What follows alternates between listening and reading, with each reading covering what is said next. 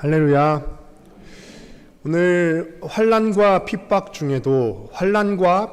중에도라는 제목으로 하나님의 말씀을 증거하도록 하겠습니다. 저희 오전 시간에 담임 목사님께서 담임 목사님은 약간 졸린 목소리인데 저는 목소리가 좋아서 안 존다고 하셨는데 사실 그렇지 않습니다. 이제 써보니까 마의 2시 시간을 저희가 보내고 있습니다.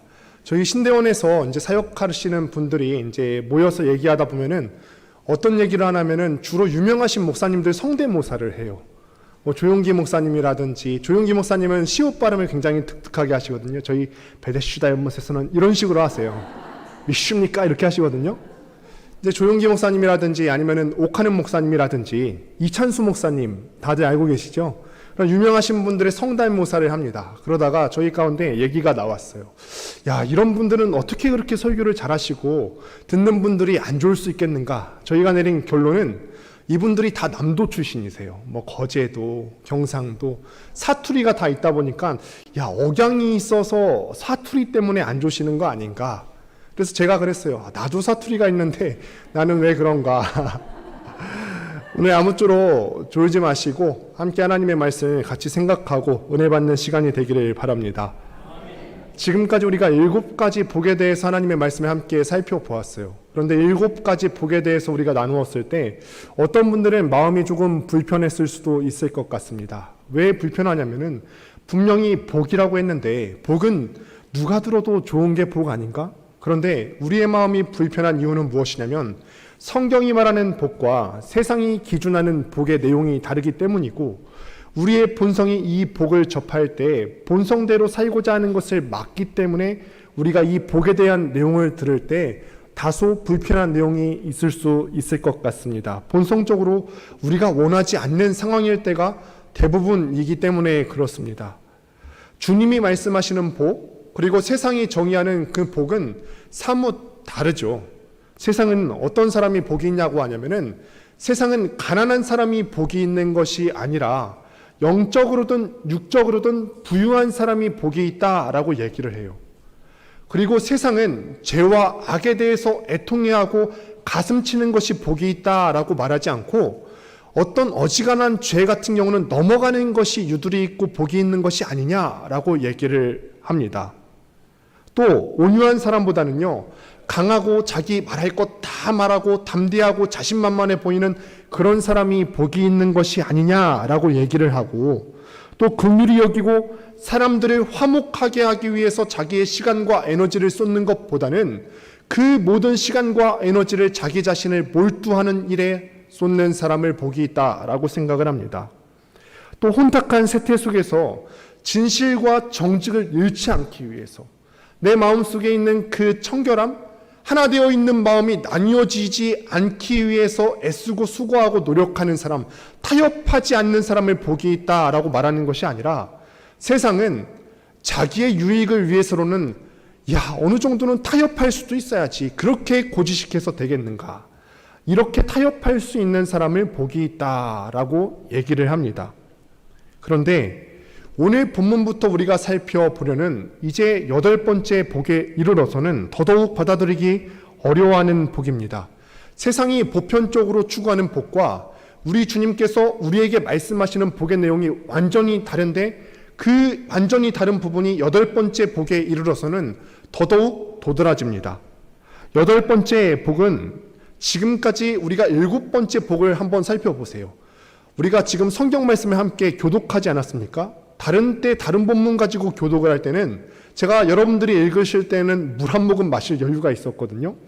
그런데 그럴 여유가 8복을 다루면서는 없었어요. 왜냐하면은 7가지 복을 다루면서는 우리 주님께서 다 한 절씩 다루셨어요. 굉장히 짧게 다루셨지요.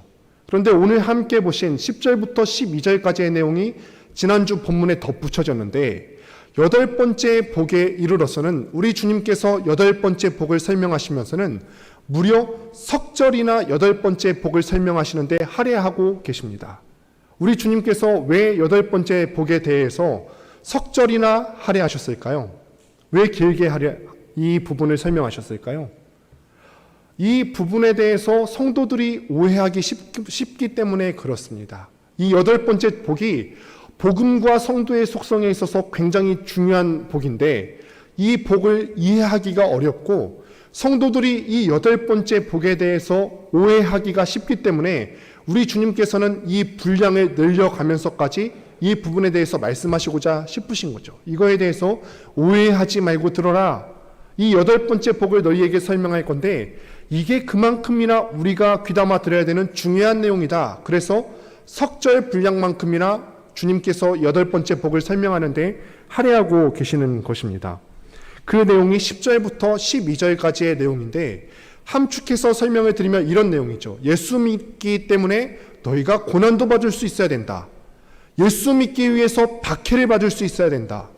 예수 믿으면서 조롱받는 것 감당해야 된다. 이런 내용입니다. 그런데 이 8번째 복은 세상 사람들은 피하고 싶어하는 영역이죠. 이 세상을 살아가면서 누가 욕먹기 좋아하는 사람이 어디 있겠습니까? 이 세상 살아가면서 누가 나를 괴롭히고 고통을 준다고 하는데 고통받기 좋아하는 사람이 어디 있겠습니까?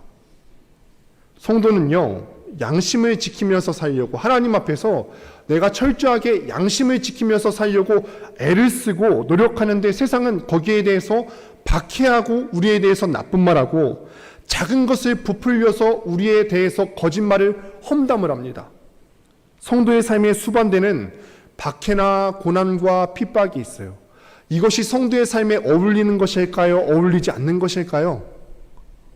어울리는 거예요. 신약 성경에서는 여러 가지 핵심적인 주제에 대해서 나와 있는데 신약 성경에서는 성도가 고난받는다. 성도가 예수를 잘 믿기 위해서는 때로는 핍박이 있을 수 있다. 우리가 잘하고 있는데도 핍박이 있을 수 있다는 것을 신약 성경에서는 이야기하고 있어요. 우리가 고통이 없을 것이다 라고 꿀발린 소리를 하지 않습니다. 고난을 다루고 있습니다. 팔복을 처음에 시작하면서 이런 자격을 구비하는 사람은 복이 있다. 너희가 이런 것들을 해야지 너희에게 복이 임할 것이다 라고 해석하는 것이 아니라고 설명을 드린 바가 있습니다. 반면에 이렇게 우리가 이 말씀을 봐야 된다고 했어요. 성도는 이런 특성을 가진 사람인데 성도는 심령이 가난한 특성을 갖고 있는데 성도는 자기의 죄에 대해서 애통해야 하는 특성을 갖고 있는데 그런 성도된 사람은 복이 있다라고 설명을 드린 바가 있습니다. 이런 앞에서 설명한 7가지 복과 마찬가지로 8번째 복도 성도, 예수 믿는 자가 어떠해야 되는지 성도의 속성과 특징에 대해서 잘 설명을 하고 있습니다. 이 땅을 사는 성도들은 어떤 특징을 갖고 있다고요?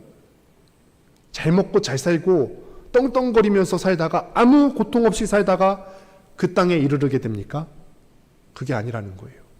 성도된 자의 특성은 예수를 믿다가 때로는 고난받고 예수를 위해서 때로는 조롱받고 예수를 위해서 핍박받다가 그 나라에 이룰 수 있게 된다는 거예요.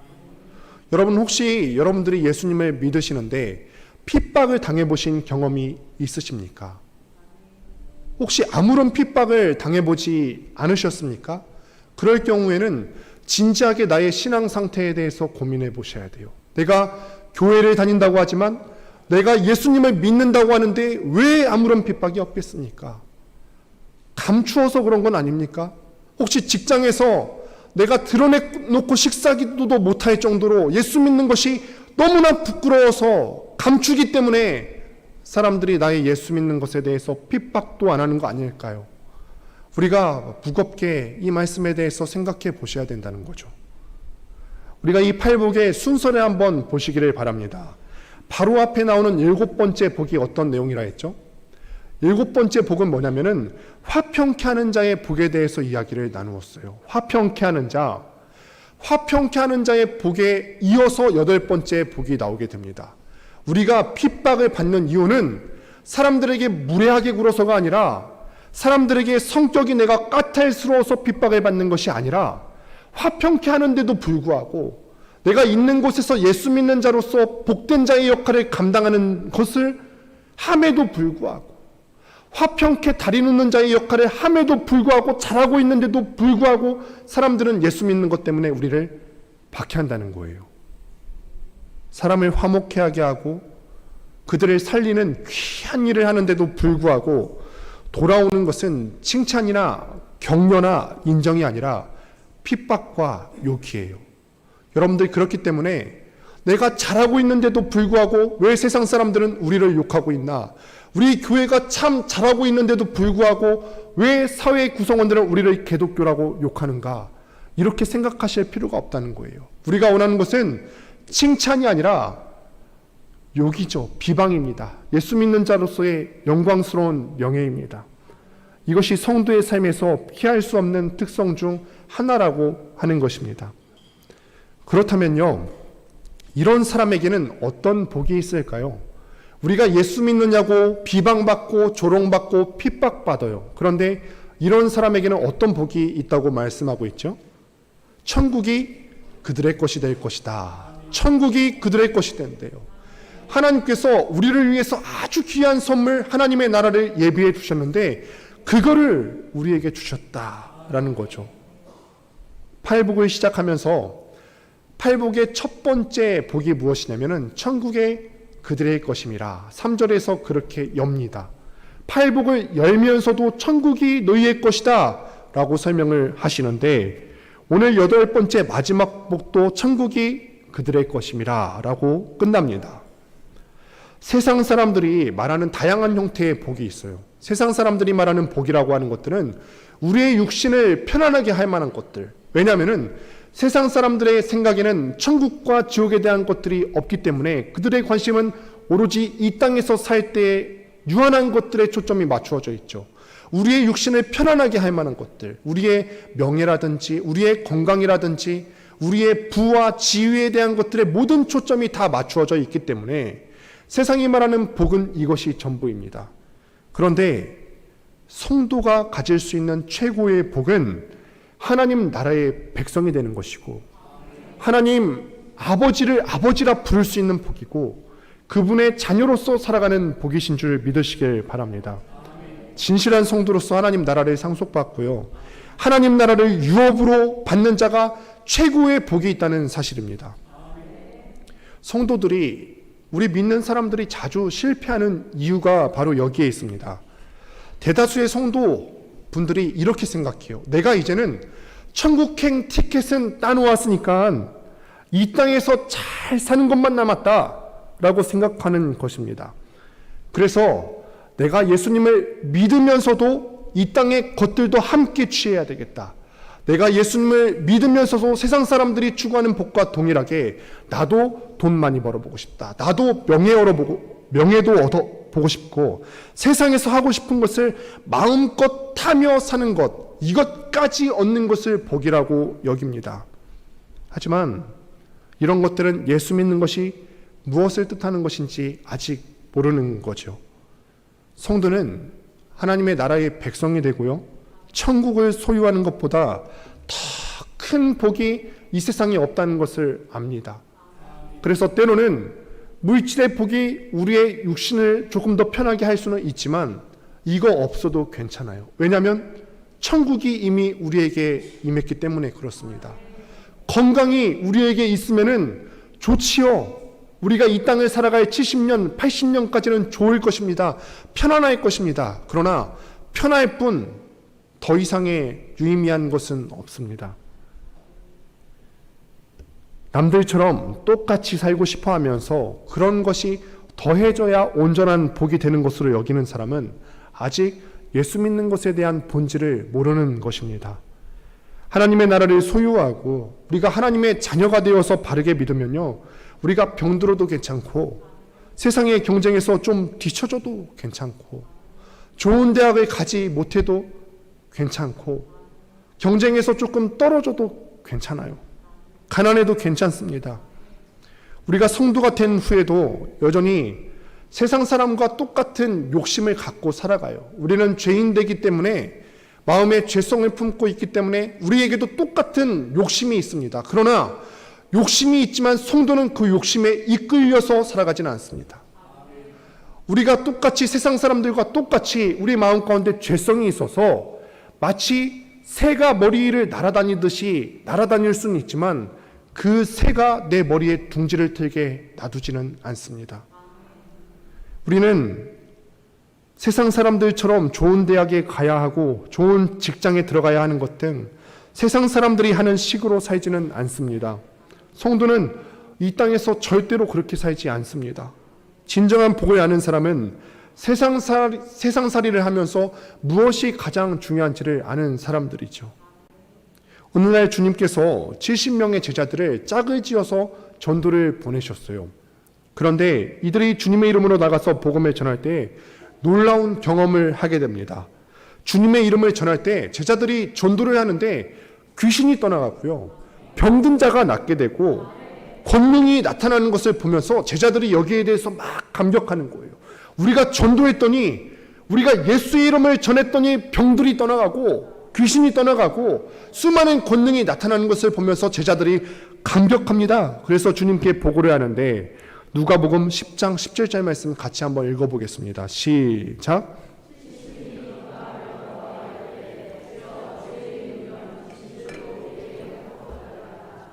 그래서 주님께서 제자들이 막 감격에 겨워서 이렇게 보고하는데 이 보고를 들으신 후에 이렇게 말씀하십니다. 내가 너희에게 뱀과 정갈을 밟으며 원수의 모든 능력을 제어할 권능을 주셨으니 너희를 해할 자가 결코 없으리라. 그러나 귀신들이 너희에게 항복하는 것으로 기뻐하지 말고 너희 이름이 하늘에 기록된 것으로 기뻐하라 하시니라. 진짜 복은요, 우리가 예수의 이름으로 복음을 전할 때 귀신이 쫓아내는 것이 우리의 기쁨이 되는 것이 아니라 우리가 예수의 이름을 전할 때 병이 떠나가는 것이 그 자체가 우리의 기쁨이 되는 것이 아니라 우리의 이름이 하늘에 기록되는 것인 줄 믿으시길 바랍니다. 우리 주님께서 나의 이름을 기억해 주시는 거예요. 우리 주님께서 내가 복음을 전하면서 받았던 멸시와 조롱과 천대와 핍박을 기억해 주시는 것, 그것을 기뻐하라고 하시는 것입니다. 심지어 저는 지금까지 청년들을 대할 때 신앙생활을 오래 한 청년에게도 믿어야 하는 대로, 꼭 믿어야 하는 대로 믿고 있는지, 하나님을 제대로 만나서 알고 있는지를 처음부터 의심해 보라라고 말합니다. 예수를 제대로 믿는 것은 우리가 죽고 사는 것을 좌우할 만큼 핵심적인 것이면서 그렇게 되면은 세상의 부요, 세상에서 추구하는 잘못된 가치관들이 상대적으로 보이기 때문에 이것들을 꼭 점검해 보라고 권면을 합니다. 천국 백성이 되고 우리가 하나님의 나라를 소유하는 것이 복 중에서 가장 큰 복이지요. 그것이 절대적인 가치를 지니기 때문에 성도는 그 외에 나머지는 어떤 것이든 가치를 상대화하게 된다는 것입니다. 복이 있는 성도는 의를 위해서 박해를 받고 또 고난을 겪습니다. 그런데 오늘 우리 조국 교회는 사회의 지탄을 받을 만한 일을 해서 사회의 지탄을 받습니다. 그러한 경우가 아니라 의를 위해서 핍박을 받으라 라고 하나님께서 말씀을 하십니다. 주님께서는 10절에서 의를 위하여 박해를 받은 자라고 말씀하신 다음 11절에서 이에 대해서 해석을 하시게 됩니다. 11절 말씀을 같이 한번 보도록 하겠습니다. 같이 읽습니다. 시작.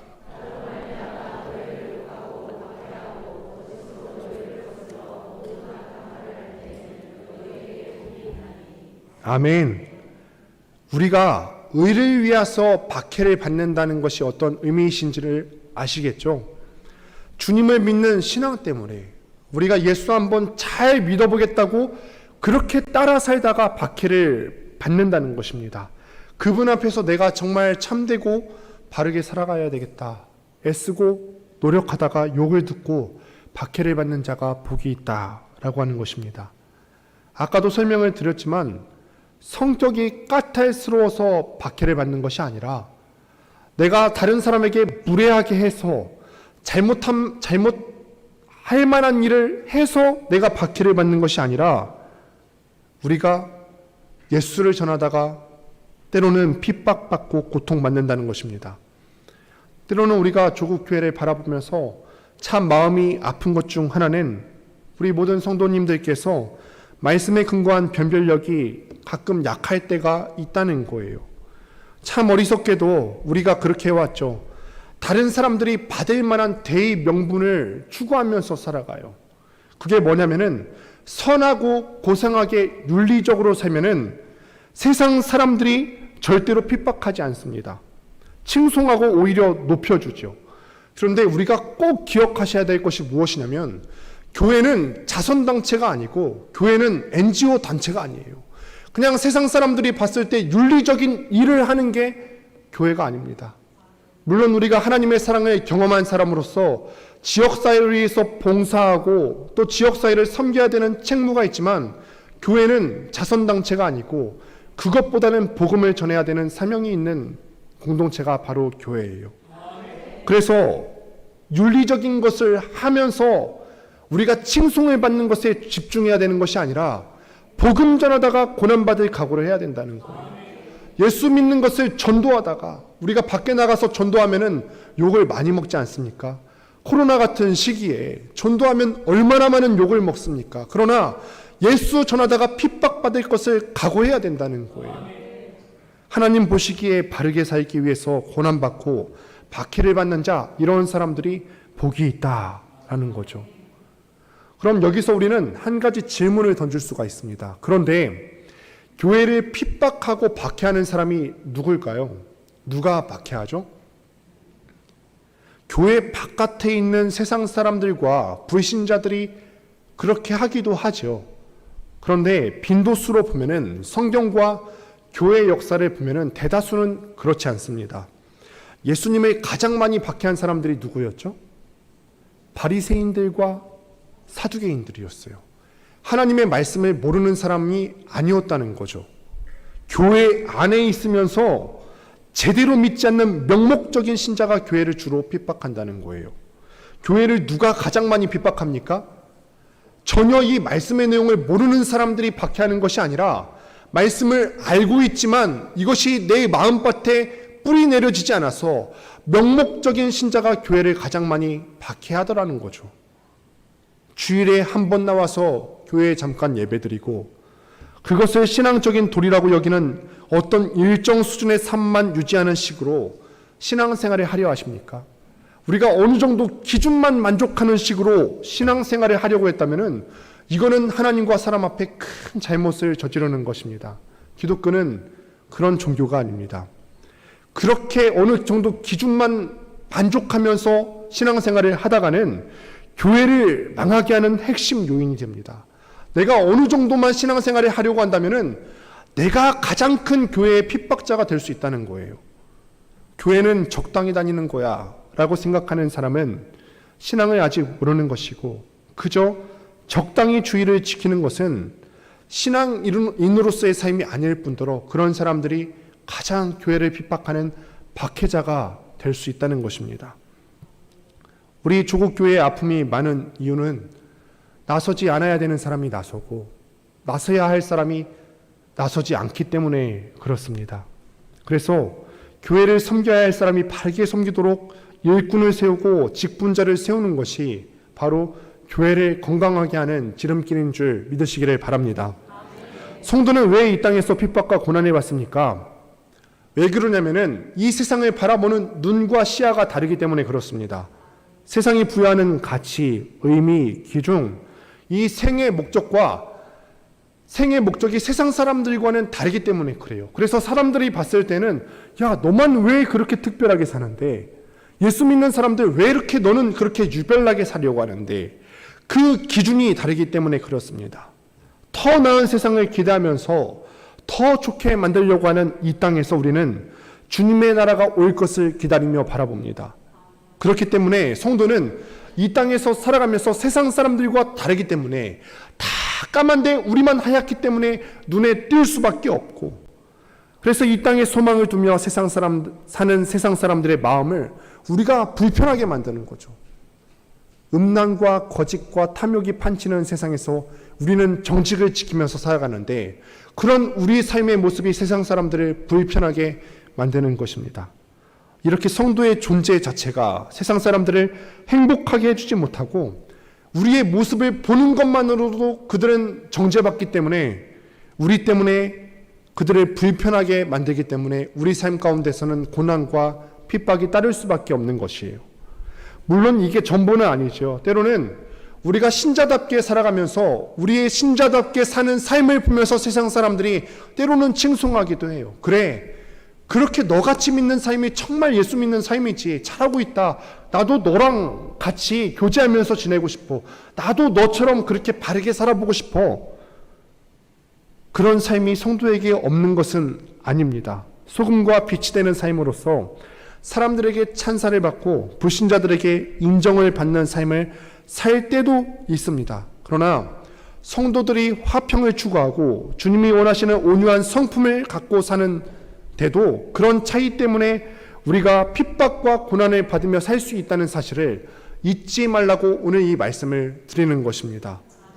주님께서 제자들을 부르실 때 다른 어떤 것도 요구하시지 않고 이렇게 말씀하시는데요. 마태복음 16장 26절입니다. 같이 한번 읽어보겠습니다. 시작.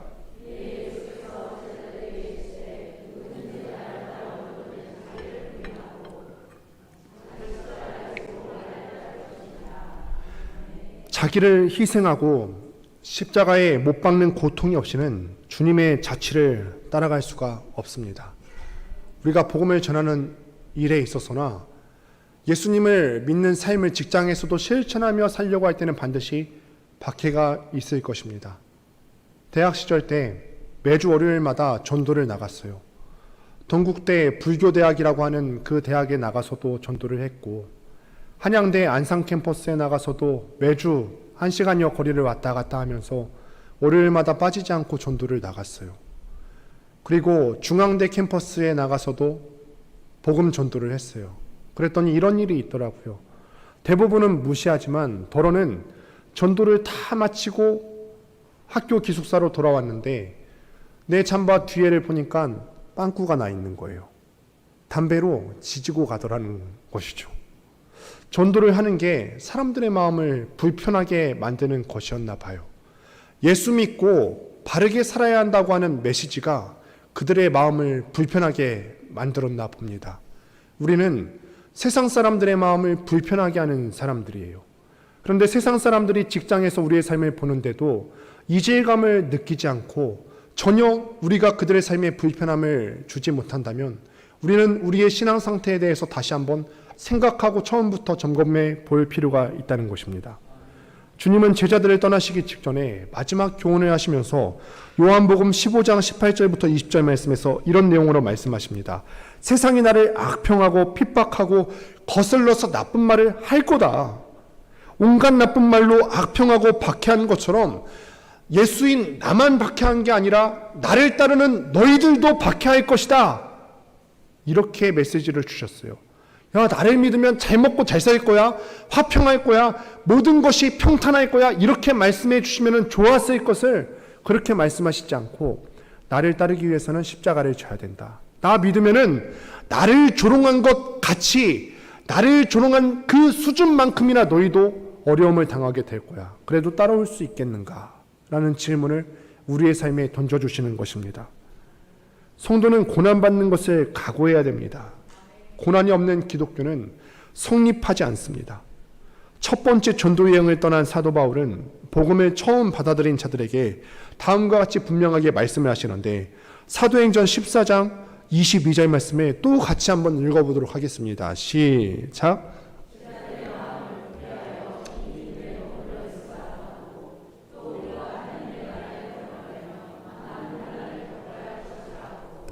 많은 환난을 겪어야 한다, 겪을 수도 있다라고 하는 것이 아니라 겪어야 한다라고 하시네요. 마치 하나님 나라에 들어가려면 자격 요건이 있어야 되는데 환난을 겪어야 한다처럼 들려요. 하나님 나라에 들어가려면 많은 환난이 있어야 한대요. 어떤 형태의 시련과 고난이 있을까요? 바울처럼 매를 맞거나 감옥에 갇힐 수도 있겠죠. 우리가 차별금지법 얘기를 하는데 때로는 복음에 합당한 이야기를 하다가 그 말 잘못한 것 가지고 때로는 사회적으로 법적으로 지탄을 받을 수도 있겠어요. 사람들 사이에서 따돌림 당할 수도 있겠죠. 내가 예수 믿는다고 하니까 주변에서 나를 왕따시킬 수도 있을 겁니다. 그럴 수 있을 거예요. 때로는 친구도 이룰 수 있을 겁니다. 또 예수를 믿는다는 이유 때문에 때로는 직장에서 쫓겨날 수도 있습니다. 이것이 실제 이야기죠. 왜냐하면 로마 제국에서는 313년에 로마 제국에서 기독교가 국교로 인정되기 전에는 예수 믿는다고 하면 추방당하고 직장에서 쫓겨났어야 되니까요. 예수 믿는다고 하면서 직장에서 쫓겨나는 일이 태반이었겠죠. 주님은 의를 위해서 받게 되는 핍박과 박해에 대해서 말씀하시면서 11절에서 이를 다시 한번 되짚어 주시는데 이렇게 말씀하십니다. 너희를 욕하고 박해하고 거짓으로 너희를 거슬러서 모든 악한 말을 할 때에는 너희에게 복이 있나니. 주님의 뒤를 따를 때 우리가 때로는 악담을 듣고요, 모욕을 당하고 거짓으로 비방당하는 일이 우리의 삶에 있을 것을 각오하고 있을 수도 있다는 것이 아니라 반드시 있을 수 있다라는 것을 각오하고 제자의 길을 가야 한다는 거예요. 우리가 고난을 받을 때는 이상하게 여길 것이 아니라 성도에게 일어나는 당연한 일인 줄 알고 나에게 오히려 박해가 일어날 때에는 내가 성도답게 잘 살아가고 있었구나 라고 위안 받으시기를 바랍니다. 내가 의를 위한 핍박을 받고 있구나, 천국이 나의 것이구나 하면서 기쁨으로 넉넉히 감당하면서 꿋꿋하게 지나가야 됩니다. 핍박과 고난이 믿음으로 살아가는 성도의 삶에 찾아올 때 우리는 그 고난이 찾아올 때 어떻게 반응해야 될까? 오늘 본문 12절 말씀, 12절 말씀을 다시 한번 읽어보겠습니다. 시작.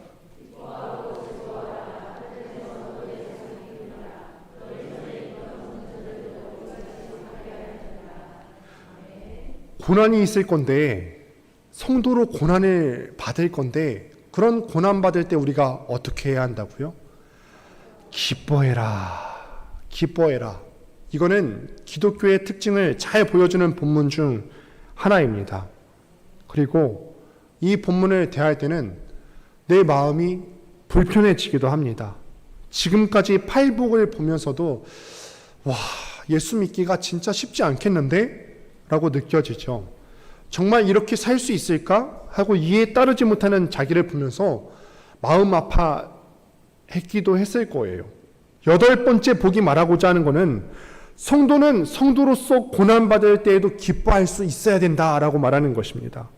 고난받고 조롱받을 때 어떻게 기뻐할 수 있습니까? 도대체 예수 믿는 것이 무엇이기에 내가 그 앞에서 분통을 터뜨리지도 않고 분노하지도 않고 화를 내지도 않고 보복하지도 않고 여기에 대해서 고난받는데 기뻐하며 살 수 있을까? 아이러니하게도 고난을 다루는 대부분의 성경 본문이 우리에게 하는 권면은 뭐냐면 고난을 얘기하면서도 고난받을 때 기뻐해라 라고 말하고 있어요. 고난 당할 때 기뻐하고 즐거워하라 라는 것입니다. 로마서 5장 3절 말씀에도 동일한 내용이 기록이 되어 있는데 이렇게 기록되어 있죠. 다만 이뿐 아니라 우리가 환난 중에도 즐거워하나니. 여기서 즐거워한다라고 하는 원어의 뜻이 뭐냐면은 그냥 억지로 야 내가 정말 힘들지만 웃으면 복이 온대, 그러니까 억지로라도 한번 웃어보자, 이게 아니라 마음이 깊은 곳에서부터 벅차고 터져 올라서 억제할 수 없는 기쁨을 느끼는 것을 의미합니다. 내가 예수 믿는 것 때문에 고난받고 박해받을 수 있는데 한편으로는 마음 깊은 곳에서 억제할 수 없는 기쁨이 차오른다는 거예요. 환난을 기뻐할 수 있는 사람이 있으십니까? 여기 중에 내가 예수 믿는 것 때문에 남편이 나를 박해하는데 나 기쁘다, 남편이 오늘도 나를 박해하네 라고 기뻐하실 분이 계세요? 그럼 이상하죠. 아무도 없을 겁니다. 고통을 당할 때는요 다 똑같아요. 다 똑같죠. 누구나 다 고통을 당하기 싫어하고 아파합니다. 박해 자체가 기쁨이 될 수 없는 것은 우리의 정서이고 우리가 살아가면서 당하는 실제적인 경험이고 아픔이기 때문에 고통 자체는 우리에게 기쁨이 될 수는 없어요. 그럼에도 주님께서 기뻐하라 라고 말씀하신 이유가 무엇이냐면은 오늘 함께 보신 바로 뒤에 기뻐해야 되는 이유가 나오게 되는데 같이 한번 읽어보겠습니다. 함께 읽습니다. 화면을 보시고 함께 읽습니다. 12절일 텐데요. 본문 12절. 함께 읽습니다. 시작.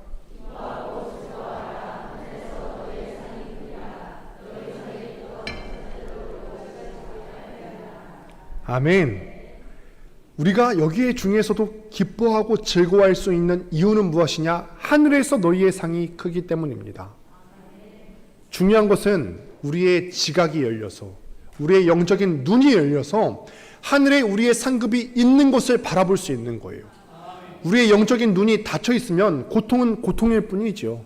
고통을 당해도 내가 하늘의 상급이 있는 줄을 모르기 때문에 영안의 눈이 열려 있지 않은 사람은 고통을 받으면 그저 고통일 뿐입니다. 그러나 우리의 지각이 열리고 우리의 영안이 열려서 하늘에 우리의 상이 쌓이는 것을 볼 수 있는 사람은 우리에게 고통이 당할 때, 우리가 예수 믿느냐 조롱받을 때 하늘을 바라보면서 기뻐할 수 있다는 겁니다. 고난과 핍박과 욕설 자체가 기쁨이 되는 사람은 아무도 없습니다. 우리 본성으로는 절대로 기뻐할 수가 없습니다. 그런데 기뻐할 수 있는 이유가 무엇이라고요? 하늘에 우리의 상이 쌓이기 때문에, 다른 사람들이 보지 못하는 것을 나는 보기 때문에, 세상 사람들은 그들의 영안의 눈이 어두워져서 하늘나라가 있다는 것도 모르고 그 안에 상급이 있다는 것도 모르지만 우리는 그것을 알 수 있는 성도이기 때문에 때로는 고통이 있지만 참을 수 있는 거예요. 기쁨으로 참을 수 있는 겁니다. 다른 이들이라면 충분히 분노하는 그 자리에서 우리는 그렇게 반응하지 않고 기뻐하고 감격합니다. 우리에게 박해가 있고 고난이 있다는 것은 이전의 선지자와 똑같은 대접을 받고 있다는 증거입니다. 내가 주님 때문에, 주님을 위해서 주님의 자취를 따라가는 우리가 주님께서 받으신 것과 동일한 대접을 받고 있음을 알기 때문에 기뻐하고 즐거워하라. 예수님 뒤를 따라가는 성도가 사람들에게 좋은 소리만 들을 수 없습니다. 사람들이 우리에게 욕하는 일이 얼마든지 생길 수 있습니다. 그런 일을 당할 때 낙심하지 말고 우리 믿음의 조상이 되는 수많은 사람과 선지자들과 그리고 예수님처럼 대접받는 줄 알고 기뻐하고 즐거워하는 거예요. 야, 예수님께서 받으신 그 고난과 조롱을 나도 똑같이 받는구나. 내가 보기에, 내가 무엇이기에 예수님이 받으신 고난과 조롱을 똑같이 받을 수 있는가? 조국 교회를 한번 보시길 바랍니다. 지난 수십 년간 우리는 복음의 절반만 만들어 왔어요. 예수 믿으면 복 받는다더라. 오중복음을 들어왔고, 그렇게 하면은 이것이 복음의 전부인 양 믿고 따라왔어요. 물론 예수님을 믿으면은 하나님께서는 충분히 능력이 있으셔서 우리 성도의 삶에 필요한 일용할 양식을 구할 때 우리에게 일용할 양식을 주신다고 하시지 않으셨습니까? 우리에게 필요한 일용할 양식과 경제적인 능력과 건강을 주실 수 있는 능력이 있으신 하나님이신 줄 믿습니다. 그러나 이것은 복음의 반이지요. 성경에서 그렇게 많이 얘기하고 있는, 지금 제가 이 성경 본문에 설교 원고에 포함된 고난에 대한 본문만 얼마나 많이 있습니까? 이 고난에 대한 본문은 터치해보지도 못한 채 그 이야기는 거의 듣지도 못하고 세상과 똑같이 형통과 축복과 안락 같은 것만 원하다가 맛을 잃은 소금처럼 쓸데없어서 밖에 버려진 후에 사람들에게 짓밟히고 조롱당하고 욕을 듣는 것이 우리 한국 교회의 슬픈 자화상이 되어버리고 말았습니다. 고난의 영광을 잃은 이 조국 교회에 하나님께서 다시 기회를 주시는 줄을 알고 비난과 욕을 감수하면서 잃어버린 복음의 한쪽을 되찾아서 균형을 살려야 될 줄로 믿습니다. 사랑하는 여러분, 말씀을 마무리합니다. 참 영광스러운 길이지요. 내가 뭐기에 주님이 가신 그 길을 똑같이 갈 수 있단 말인가? 주님이 고통을 받으신 길을 나도 똑같이 주님과 같이 받는다고 했는데 내가 뭐기에 주님께서 받으셨던 그 고난과 조롱을 받을 수 있겠는가? 우리에게 오는 박해와 고난을 기뻐할 수 있게 되기를 바랍니다. 때로는 우리에게 예수를 믿으면서 고난이 반드시 한 번쯤은 제대로 믿는다면 오게 될 것인데 여기에 대해서 피하려 하거나 두려워하지 마시기를 바랍니다. 질러 가는 길, 남들이 좋다 하는 길 말고 주님의 길로 가는 동안 기뻐하고 즐거워하고 고난받으면서 이 땅에 주님의 영광이 회복되고 우리 교회가 영광스럽게 되는 아름다운 일이 됐기를 소망하고 축복합니다. 이 설교를 준비하면서 이 한 가지 찬양이 생각이 났어요. 환난과 핍박 중에도 성도는 그 믿음을 지켰다. 이 찬송가 우리가 이거를 편곡된 버전으로 함께 불러보실 텐데 다 같이 일어나서 결단하는 마음으로 불러보는 거예요. 이전까지 내가 예수 믿는다고 하면서 환난 한번 제대로 당해보지 않았다. 그러면 우리는 다시 점검해야 돼요. 우리가 이 찬양을 하면서 결단하면서 우리의 믿음을 다시 한번 주님께로 올려드렸으면 좋겠습니다. 함께 찬양합니다.